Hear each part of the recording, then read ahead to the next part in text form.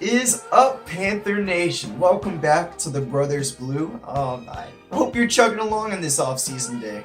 And if you couldn't tell by the title of the video, that's what I'm here to talk to you about today. So, without further ado, let's jump right on in.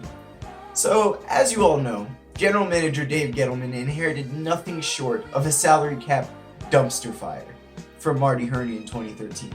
Gettleman, who had been a personnel director known for his scouting prowess, contributed to the Giants, signing a little-known undrafted free agent from UMass, Victor Cruz. Ultimately, his keen eye and ability to evaluate players helped lead New York to a pair of Super Bowl runs. Needless to say, expectations were high in Gettleman's first offseason at the helm as fans prepared for an overhaul at key positions.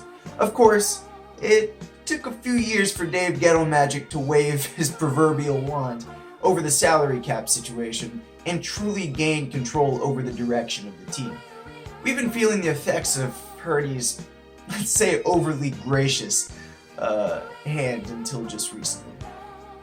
Yet it seems like, despite this, certain decisions, or should I say lack of decisions, left our heads scratching yearly.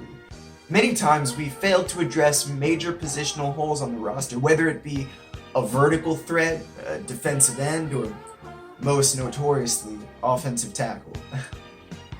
We had yet to complete an offseason that not only addressed our dire needs, but also brightened the future of us as a squad. That is, until now.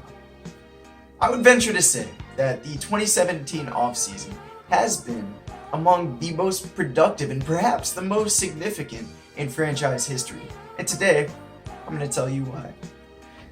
First off, let's get into the notable free agent acquisitions and what it means for our team. Obviously, the biggest addition is none other than Nat Khalil. Adding a true left tackle has been echoed by fans since Jordan Gross retired. And with this one signing, we gain a starting caliber left tackle and, most importantly, we effectively double our number of Khalils. As we know, that's the most important by far. Look for the former number 4 overall pick to come into training camp starting at the blind side. Next, we have a familiar face back in the Queen City in Captain Munnerlyn. It's been a little bit since you've heard that name, huh? It's been since Munnerlyn left as an unrestricted free agent,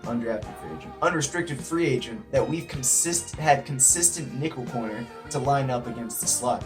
Leonard Johnson performed admirably last year, but it's great to have a Panthers all-time pick 6 leader working with Corn Elder and Zach Sanchez at perhaps the most nuanced defensive position in the league, and one that we use heavily.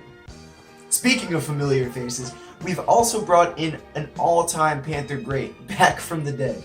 Of course, I'm referring to 37-year-old Julius Peppers. It would be easy to dismiss Peppers' upside due to his age, but let's not forget, he recorded double-digit sacks as recently as 2015, at the age of 35. It's safe to say that Father Peppers still has plenty of motor oil left in that tank. Other potentially important signings include safety Mike Adams and receivers Russell Shepard and Charles Johnson. No, not the defensive end. Few moments later. It's long been known that the Panthers preferred to retain their own players rather than spend buku bucks acquiring free agents. Luckily, this year, we've done both. One of the reasons this offseason has been just so productive is due to some of the strategic extensions of key players. Securing core players is one of the hallmarks of a championship team, and this year we are doing just that. The most notable extension was that of K1 Short.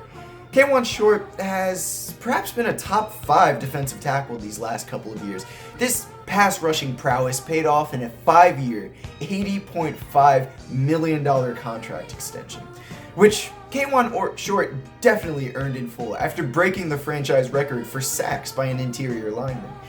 There's a premium on any pass rushing position, and KK Short is as slippery as they come. He and Starla Tulalip have single-handedly transformed the Panthers' interior defensive line from porous weakness into a point of pride. And not without notice. it's perhaps been Gettleman's most prominent stamp on the franchise to date. I mean, it's long been known that he has an affinity for hog mollies. Speaking of the defensive line, last year's biggest surprise was perhaps the emergence of Mario Addison. The 6-year veteran put up 9.5 sacks and was signed to a 3-year, $22.5 million extension. The Panthers have long seeked speed off the edge ever since Greg Hardy, pulled a Greg Hardy. At any rate, look for Mario Addison to increase his production in 2017, especially on one-on-one and passing situations. With all of the well-deserved hype for Christian cut-on-a-dime McCaffrey, it's easy to forget that Jonathan Stewart, who signed a 1-year contract extension, is still quite the force to be reckoned with. In fact, Jay Stu led the league in yards after contact. And the bowling ball will continue to keep his legs churning for Carolina at every facet of the running game. Other notable extensions include run stoppers Charles Johnson and Wes Horton, special teams demons Colin Jones and Ben Jacobs, and perpetual bubble player / preseason MVP Brenton Burson. Well, thanks for watching the Brothers Blue Panther Nation. We will be back with the final and perhaps most important aspect of our offseason, breaking down the Panthers 2017 draft class, which by all accounts was a home run.